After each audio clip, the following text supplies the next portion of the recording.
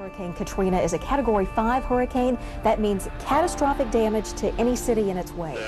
It's a very daunting prospect right now that we're facing.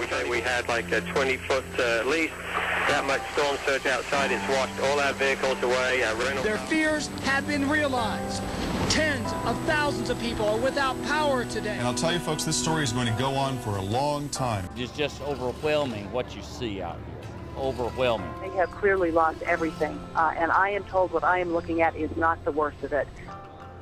The Southern Baptist Disaster Relief people have been first on the scene and have been involved the deepest and the quickest, delivering the most help. Well, everyone come tonight.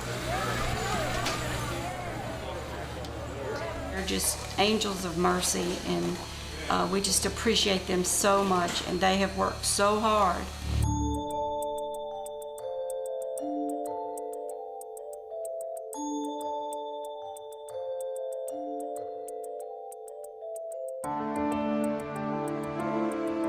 When you reflect back on Katrina, immediately the pictures of New Orleans and the flood comes to mind, and the Superdome and people on the interstate. But all around that area, in Slidell, Bogalusa, Louisiana, Wiggins, Mississippi, the entire Mississippi coast was devastated.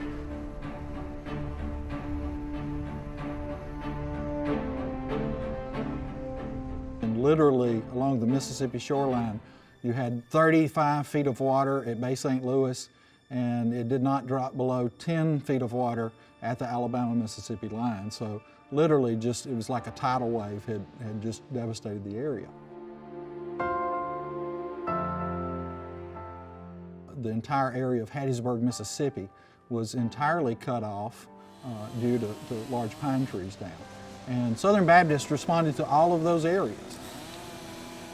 You have to see it. Words cannot describe it. Their homes are wet.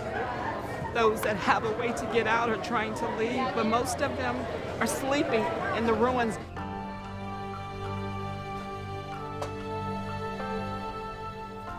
The people were just devastated. They felt like they would be forgotten because they were hearing the news of things happening in New Orleans and other places.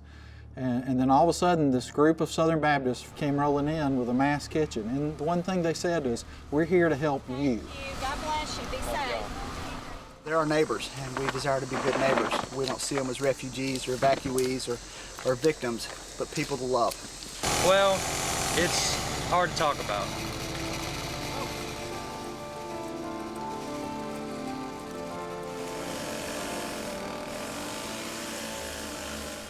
To have this kind of assistance right after the storm is just a God blessing for sure.